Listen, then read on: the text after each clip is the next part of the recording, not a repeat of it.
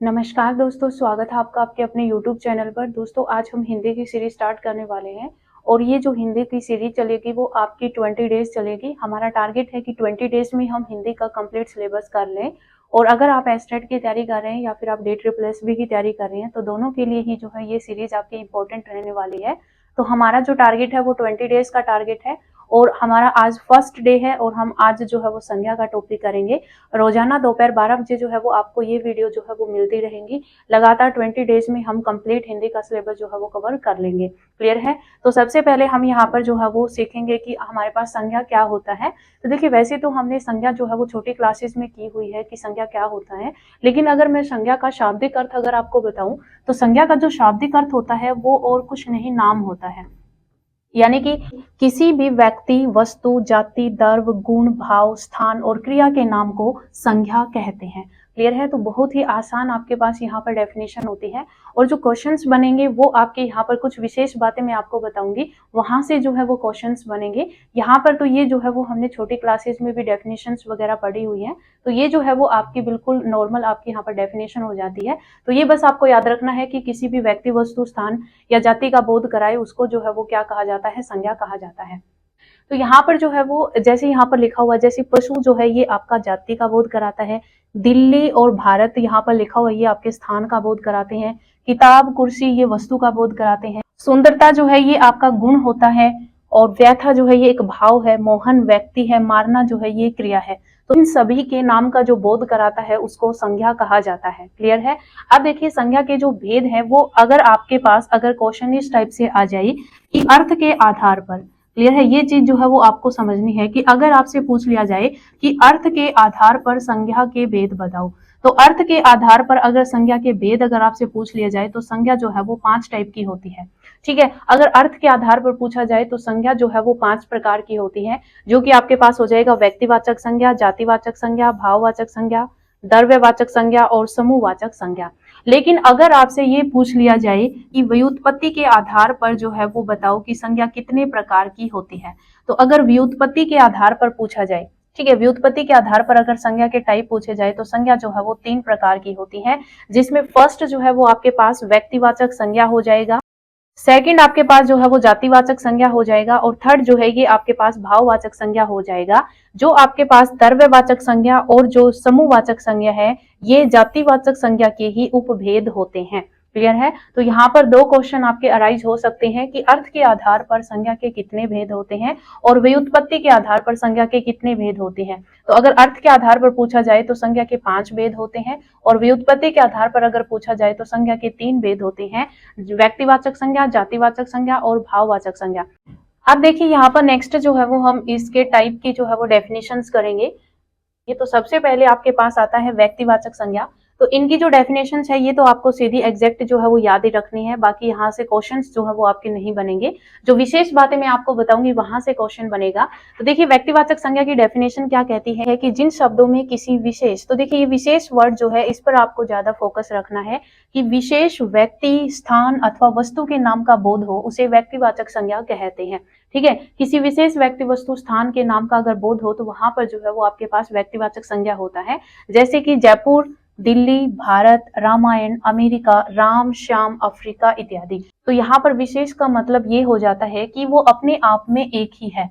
ठीक है? जैसे अगर हम किसी एक पर्सन, व्यक्ति की अगर हम बात करें राम की, तो वो अपने आप में एक है, तो यहाँ पर विशेष व्यक्ति की बात हुई है। अगर हम स्थान की बात करें तो अगर हम दिल्ली की बात करें तो दिल्ली अपने आप में एक है, यानी कि एक विशेष स्थान की यहाँ पर बात हुई है। तो इस तरीके से जो है वो आपको याद रखना है कि यहाँ पर एक विशेष व्यक्ति, वस्तु, स्थान की यहाँ पर बात होगी, वहां पर आपका व्यक्तिवाचक संज्ञा होगा। क्लियर है? उसके बाद देखिए, यहाँ पर नेक्स्ट जो आपके पास डेफिनेशन है वो है जातिवाचक संज्ञा। तो देखिए, इसकी डेफिनेशन क्या कहती है कि जिस शब्द से किसी प्राणी या वस्तु की समस्त जाति का बोध होता है, ठीक है, यहाँ पर समस्त जाति का बोध किया जाएगा, उन शब्दों को जातिवाचक संज्ञा कहा जाता है। जैसे कि आपका फूल है, ये एक समस्त जाति का बोध करा रहा है, इसमें किसी एक विशेष फूल का नाम नहीं है, यहाँ पर एक जाति दे दी जाती है कि फूल। तो ये जो फूल है ये एक जाति का बोध करा रहा है, सभी फूलों की समस्त जाति का यहाँ पर बोध हो रहा है, तो ये आपका जातिवाचक संज्ञा में आ जाएगा।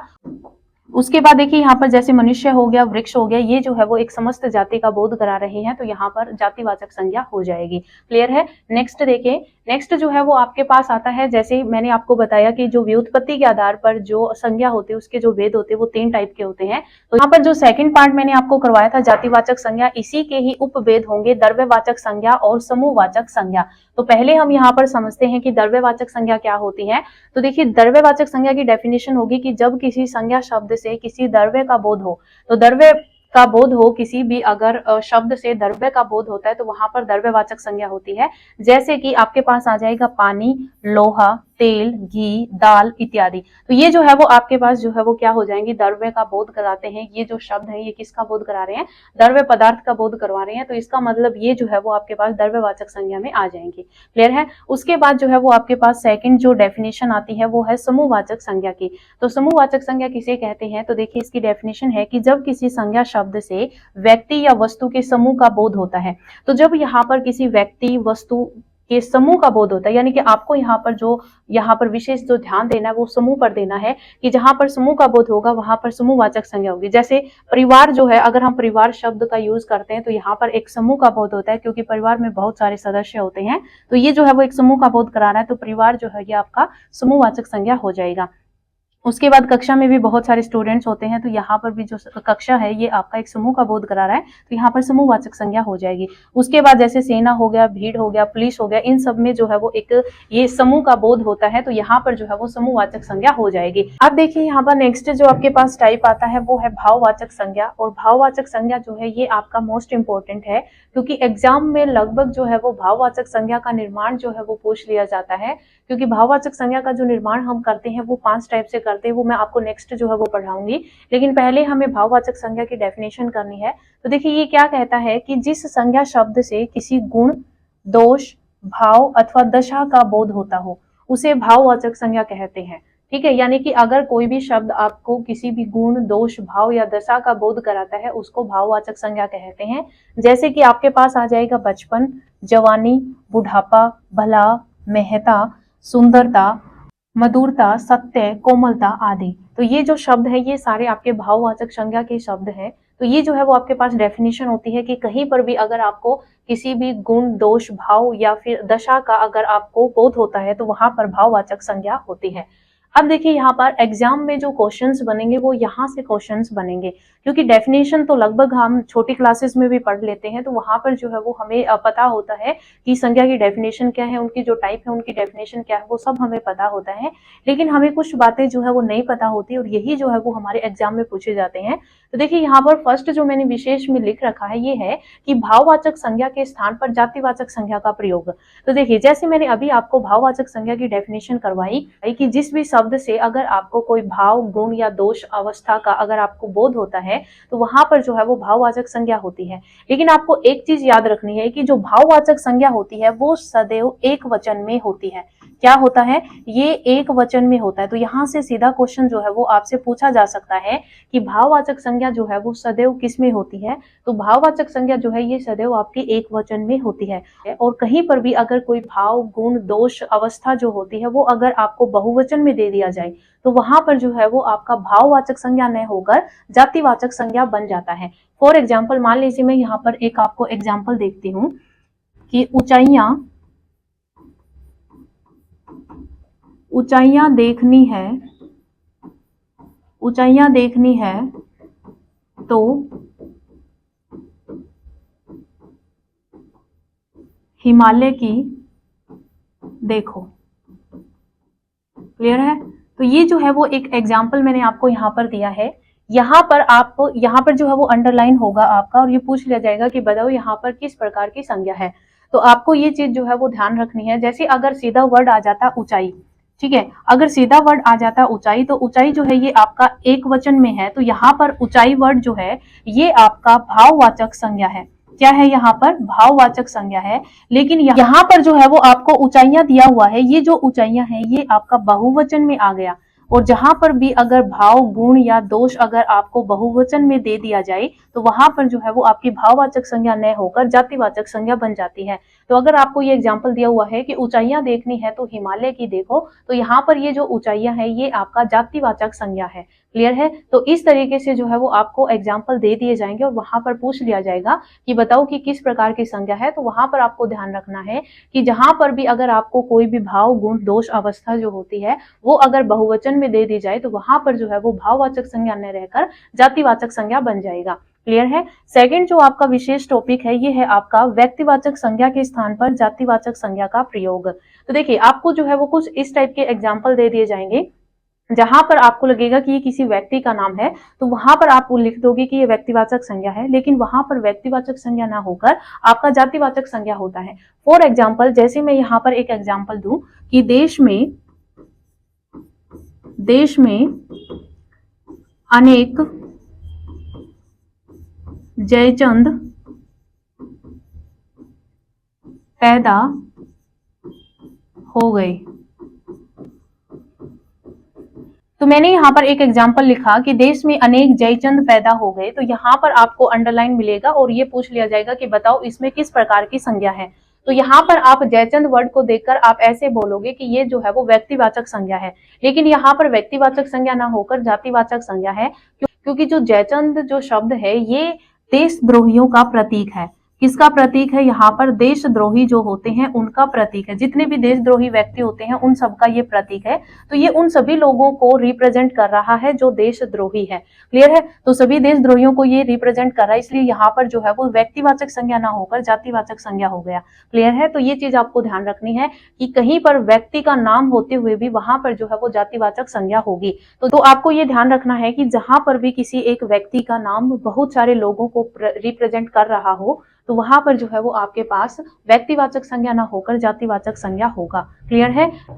नेक्स्ट देखिए, नेक्स्ट यहाँ पर जो 3 नंबर पे आपको गिवन है वो है जातिवाचक संज्ञा के स्थान पर व्यक्तिवाचक संज्ञा का प्रयोग। यानी कि आपको लगेगा कि यहाँ पर जातिवाचक संज्ञा है। जैसे अगर मैं आपको यहाँ पर एक वर्ड दूं नेता, तो यहाँ पर नेता वर्ड जो है ये आपका जातिवाचक संज्ञा होता है। क्या है? नेता जो वर्ड है ये आपका जातिवाचक संज्ञा है। लेकिन अगर मैं यहाँ पर एक एग्जाम्पल दूं कि नेताजी अब नहीं रहे, तो नेताजी अब नहीं रहे यहाँ पर जो है वो आपके पास इस तरीके से अंडरलाइन दे दिया जाएगा और पूछ लिया जाएगा कि यहाँ पर किस प्रकार की संज्ञा है। तो देखिए यहाँ पर जो है वो आप नेताजी वर्ड को देखकर आप बोलोगे कि यहाँ पर जातिवाचक संज्ञा है, लेकिन नेताजी है वो सुभाष चंद्र बोस को उपनाम दिया गया था। तो यहाँ पर जो है नेताजी किसके लिए है? यहाँ पर सुभाष चंद्र बोस जी के लिए है। तो यहाँ पर ये एक व्यक्ति को रिप्रेजेंट कर रहा है। तो यहाँ पर जातिवाचक संज्ञा ना होकर आपके पास जो है वो क्या हो जाएगा? व्यक्तिवाचक संज्ञा हो जाएगा। क्लियर है। तो आपके पास यहाँ पर 3 इंपॉर्टेंट पॉइंट्स हैं। फर्स्ट है भाववाचक संज्ञा के स्थान पर जातिवाचक होगा, यानी कि जहां पर भी आपको भाव हो, गुण हो, दोष हो, अवस्था हो, दशा हो, वहां पर जो अगर आपके पास वर्ड गिवन होगा वो अगर आपका बहुवचन में होगा तो वहां पर आपका जातिवाचक संज्ञा होगा। और अगर सीधा आपको एक वचन में दिया हो, जैसे यहाँ पर अगर ऊंचाई दिया होता तो यहाँ पर भाववाचक संज्ञा होता, लेकिन यहाँ पर ऊंचाइयां दिया हुआ है तो ये एक आपका बहुवचन शब्द है, इसलिए ये जातिवाचक संज्ञा बन गया। क्लियर है। सेकंड मैंने आपको बताया व्यक्तिवाचक संज्ञा के स्थान पर जातिवाचक संज्ञा। आपको लगेगा कि किसी एक व्यक्ति का नाम दिया गया है तो यहाँ पर जो है वो आपका व्यक्तिवाचक संज्ञा होगा, लेकिन पर जो ये जयचंद वर्ड है ये किसी एक व्यक्ति को रिप्रेजेंट नहीं कर रहा है, यहाँ उन लोगों का प्रतीक है जो देशद्रोही है, इसलिए यहाँ पर जातिवाचक संज्ञा हो जाएगा। फिर थर्ड जो मैंने यहाँ पर करवाया उसमें आपको बताया कि जातिवाचक संज्ञा आपको लगेगा, लेकिन वहां पर जातिवाचक संज्ञा ना होकर आपको व्यक्तिवाचक संज्ञा मिलेगा। जैसे नेताजी अब नहीं रहे, आपको लगेगा नेता जो है ये जातिवाचक संज्ञा है, लेकिन यहाँ पर नेताजी है वो किसी एक व्यक्ति के लिए जो है वो बोला गया है क्योंकि उनको उपनाम दिया गया है। तो यहाँ पर नेताजी जो है वो एक व्यक्ति के लिए जो है वो बोला गया है, इसलिए नेताजी जो है ये आपका व्यक्तिवाचक संज्ञा हो जाएगा। क्लियर है। अब देखिए यहाँ पर नेक्स्ट जो आपके पास टॉपिक है वो है भाववाचक संज्ञा का निर्माण। तो देखिए भाववाचक संज्ञा का जो निर्माण होता है वो 5 प्रकार से किया जाता है। आपसे यहाँ से सीधा क्वेश्चन भी पूछा जा सकता है कि भाववाचक संज्ञा का निर्माण कितने प्रकार से होता है। तो आपको ध्यान रखना है कि भाववाचक संज्ञा का जो निर्माण है वो 5 प्रकार से होता है। फर्स्ट जो टाइप होता है कि किस से आप भाववाचक संज्ञा का निर्माण कर सकते हैं, तो फर्स्ट जो आता है वो आपका आता है जातिवाचक संज्ञा। आप यहाँ पर जो भाववाचक संज्ञा जो बनाते हैं वो जातिवाचक संज्ञा से बनाते हैं, फिर आप सर्वनाम से बनाते हैं, फिर आप विशेषण से बनाते हैं, क्रिया से बनाते हैं और एक हम अवयव से बनाते हैं। तो इस तरीके से हम 5 प्रकार से भाववाचक संज्ञा का निर्माण करते हैं। फर्स्ट जो है ये हमारे पास है जातिवाचक संज्ञा। जैसे मैंने एक शब्द लिया गुरु, तो गुरु जो है ये जातिवाचक संज्ञा है। तो गुरु से जो भाव बना है वो है आपका गौरव और गुरुता। तो यहाँ से जो है वो आपसे सीधा क्वेश्चन जो है वो पूछा जा सकता है। जैसे आपको यहाँ पर दे दिया जाएगा वर्ड गौरव और ये पूछ लिया जाएगा कि इस भाववाचक संज्ञा का निर्माण किससे हुआ है, तो ऑप्शन में आपको जो है वो इनके जो 5 टाइप जिनसे यहाँ पर निर्माण होता है वो भी दे दिया जाएगा, या फिर आपको यहाँ पर वर्ड दे दिया जाएगा कि बताओ किससे हुआ है। तो गुरु वर्ड अगर आपको मिलेगा तो वहां पर आप बता दोगे कि गुरु से जो है वो गौरव भाववाचक संज्ञा का निर्माण हुआ है, या फिर अगर आपको दिया जाएगा कि जातिवाचक संज्ञा से हुआ है, सर्वनाम से हुआ, विशेषण से हुआ है, तो जो गौरव है ये आपका जातिवाचक संज्ञा से हुआ है। तो इस तरीके से जो है वो क्वेश्चन पूछे जा सकते हैं। मैंने यहाँ पर जो है वो 4 से 5 वर्ड जो है वो लिखे हैं, लगभग सभी जो 5 टाइप है उनमें। बाकी मैं आपको एक पीडीएफ जो है वो टेलीग्राम ग्रुप में भेज दूंगी, तो वो सारे जो वर्ड्स हैं वो आपको याद करने हैं।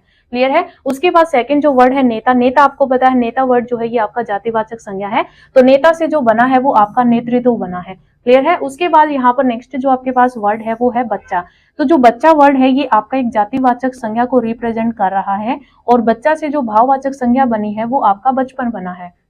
क्लियर है। उसके बाद देखिए यहाँ पर नेक्स्ट जो आपके पास वर्ड है वो है पंच, और पंच जो है ये आपका एक जातिवाचक संज्ञा है, और इससे जो भाववाचक संज्ञा बनी है वो आपकी पंचायत बनी है। क्लियर है। तो इस तरीके से जो है वो आपको ये वर्ड्स जो है वो याद करने हैं। उसके बाद देखिए यहाँ पर नेक्स्ट जो आपके पास आता है भाववाचक संज्ञा के निर्माण में, वो आपका आता है सर्वनाम। तो यहाँ पर सर्वनाम में मैंने यहाँ पर शब्द लिख रखे हैं और फिर यहाँ पर भाववाचक संज्ञा लिख रखी है। तो देखिए फर्स्ट जो वर्ड है वो अपना है यहाँ पर अहम।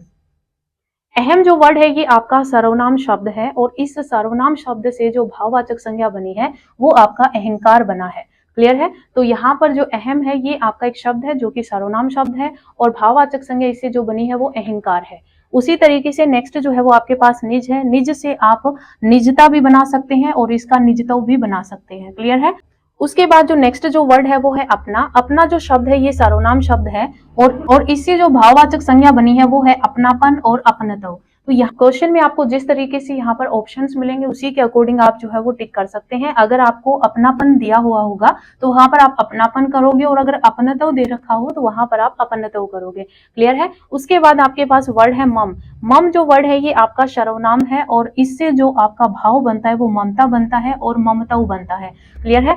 तो इस तरीके से आपको शब्द और भाववाचक संज्ञा का जो है वो आपको ज्ञान होना चाहिए कि ये किस टाइप का शब्द है और इससे किस प्रकार से हम भाववाचक संज्ञा का निर्माण कर सकते हैं। उसके बाद यहाँ पर थर्ड नंबर जो आता है वो है आपका विशेषण, कि विशेषण से हम किस तरीके से भाववाचक संज्ञा का निर्माण कर सकते हैं। जैसे हमारे पास वर्ड है आलसी। आलसी जो शब्द है ये आपका विशेषण शब्द है, और इस विशेषण शब्द से जो भाववाचक संज्ञा यानी कि आपका यहाँ पर आलसी से जो भाव बनेगा वो आपका आलस्य बनेगा। नेक्स्ट जो है ये है आपका विद्वान। विद्वान शब्द जो है ये विशेषण शब्द है, और इस विशेषण शब्द से जो भाव बनता है वो विद्वता बनता है। क्लियर है। उसके बाद है राष्ट्रीय। तो राष्ट्रीय जो है ये आपका एक विशेषण शब्द है, और इससे जो भाव बनता है वो राष्ट्रीयता बनता है। उसके बाद नेक्स्ट जो आपके पास शब्द है वो है कुशल।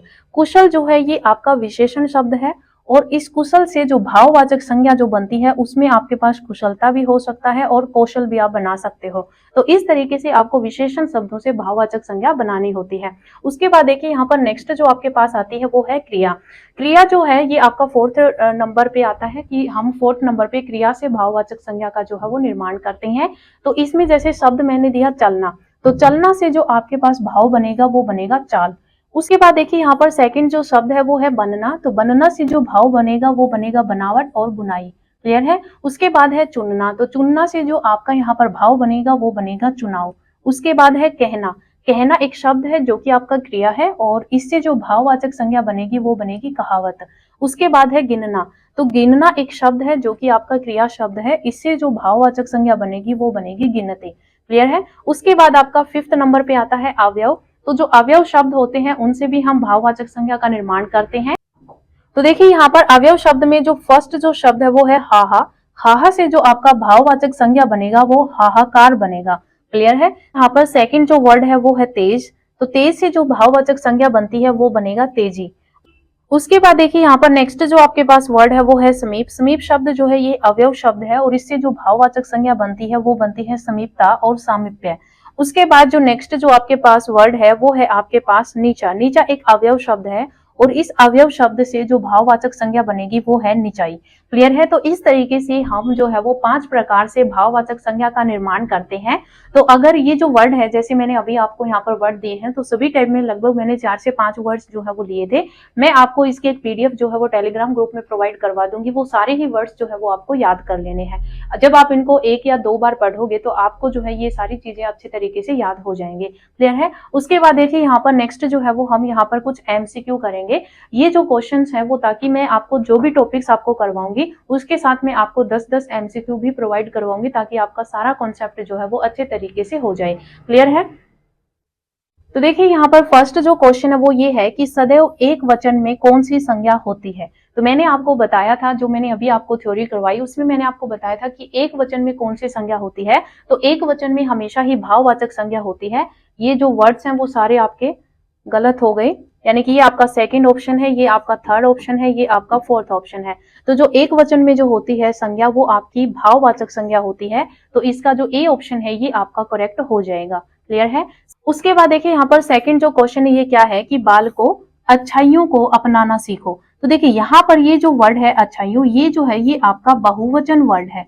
क्या है, ये बहुवचन है। तो मैंने आपको बताया था कि अगर आपको कोई भी भाव, कोई भी शब्द जो कि भाव को रिप्रेजेंट कर रहा हो, दशा, अवस्था, गुण, अगर इन सबको बता रहा हो, वहां पर अगर आपका बहुवचन में आ जाए तो वहां पर हमेशा ही जातिवाचक संज्ञा होगी। तो ये जो है वो आपका सेकंड ऑप्शन जो है ये आपका करेक्ट हो जाएगा। यहाँ पर जो आपके पास संज्ञा है वो जातिवाचक संज्ञा है। यहाँ पर अगर अच्छाई होता तो ये आपका भाववाचक संज्ञा बन जाता। क्लियर है। नेक्स्ट क्वेश्चन देखिए। देखिए नेक्स्ट जो थर्ड नंबर क्वेश्चन है इसमें हमें दे रखा है कि आजकल भारतीय पहनावा बदल गया है। तो अभी देखिए यहाँ पर ये बताना है कि इसमें कौन सी संज्ञा है। तो ये जो है सारे ऑप्शन जो है वो आपके गलत हो रहे हैं। ये आपका सेकंड ऑप्शन है, ये थर्ड है और ये जो है ये आपका फोर्थ ऑप्शन है। हमें बताना है कि आजकल भारतीय पहनावा बदल गया है। तो हमें बताना है कि इसमें कौन सी जो है वो संज्ञा है। तो आजकल भारतीय पहनावा यानी कि इसमें जो है वो आपके पास पूछा गया है कि कौन सी संज्ञा है। तो ये जो पहनावा वर्ड है इसमें जैसे हमने यहाँ पर भाववाचक संज्ञा का निर्माण जो सीखा उसी के अकॉर्डिंग है। तो पहनना से जो है वो पहनावा बनता है। तो भारतीय पहनावा बदल गया है। तो यहाँ पर जो आपके पास संज्ञा है वो आपके पास भाववाचक संज्ञा है। क्लियर है। तो पहनना जो है ये आपके पास एक क्रिया है और क्रिया से जो है वो आपका यहाँ पर भाववाचक संज्ञा बना है। तो पहनावा जो है ये आपका एक भाववाचक संज्ञा है। तो यहाँ पर जो है वो भाववाचक संज्ञा आ जाएगा। अभी देखिए यहाँ पर नेक्स्ट फोर्थ नंबर क्वेश्चन क्या है कि भाववाचक संज्ञा का निर्माण कितने प्रकार से होता है। तो अभी मैंने आपको बताया कि जो भाववाचक संज्ञा है उसका निर्माण 5 प्रकार से होता है। तो जो थर्ड ऑप्शन है ये आपका करेक्ट हो जाएगा। उसके बाद देखिए यहाँ पर नेक्स्ट क्वेश्चन हमें दे रखा है कि अर्थ के आधार पर संज्ञा के कितने भेद होते हैं। तो मैंने आपको स्टार्टिंग में ही बताया था कि अगर अर्थ के आधार पर संज्ञा के भेद पूछ लिए जाए तो वो आपके 5 होते हैं। ठीक है।